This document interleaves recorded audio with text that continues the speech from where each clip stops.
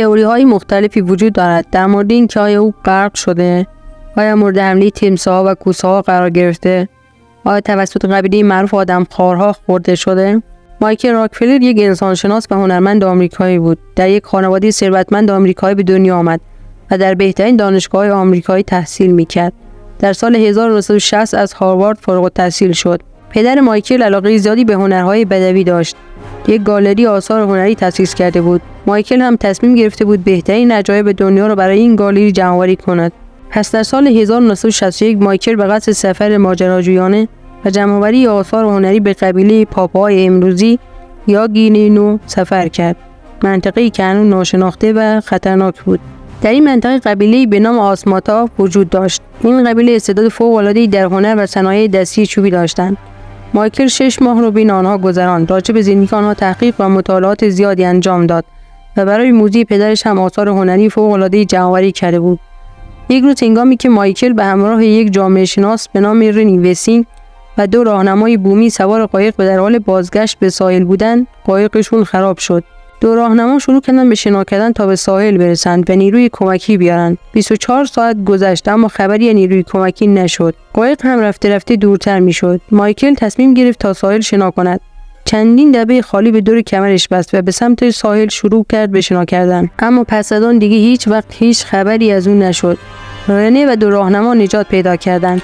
رنی ویسینگ داخل قایق منتظر ماند و چند ساعت بعد توسط نیروی کمکی هلندی نجات پیدا کرد. وقتی خبر ناپدید شدن مایکل به گوش خانواده راکفلر رسید، خانواده‌اش از تمام قدرت مالی و نفوذ سیاسیش استفاده کرد و با یک گروه نجات حرفه‌ای همراه با هزاران کشتی، هلیکوپتر و هواپیما به منطقه رفتند. شروع به جستجو برای پیدا کردن مایکل کردند. علیرغم تلاش‌های بیش از حد زیاد هیچ اثری از مایکل نبود. بعد از 10 روز خانواده‌اش به آمریکا برگشت و عملیات جستجو هم بعد از 2 هفته توسط هلندی‌ها متوقف شد. و در نهایت در سال 1964 دولت آمریکا به صورت رسمی مرگ مایکل را بر اثر غرق شدگی تایید کرد. اما در مورد مرگ مایکل شک و شبهه‌های زیادی وجود داشت. رنی وسینگ و مردم منطقه معتقد بودند که مایکل باید حدود 10 کیلومتر رو شنا می‌کرد تا به ساحل برسه.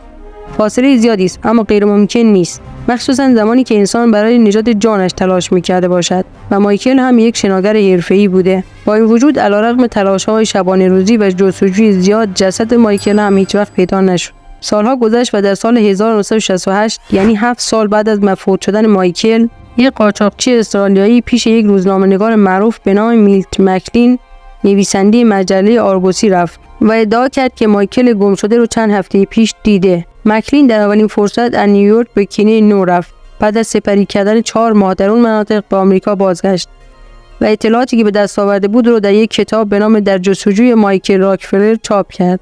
به گفته مکلین هیچ یک از مردم قبیله گینینو باور نداشتند که مایکل در سال 1961 غرق شده باشد.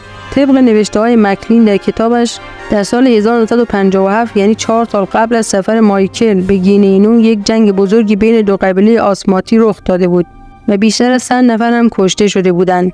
این اتفاقات دولت استعمارگر هلندی رو ناراحت کرده بود و برای اینکه آسماتی‌ها رو تحت کنترل خودشون قرار بدن، یک گروه نظامی مسلح رو به این منطقه فرستادند و در پی این درگیری‌ها 5 نفر از مردم روستای اوسجانب در اثر تیراندازی کشته شدند.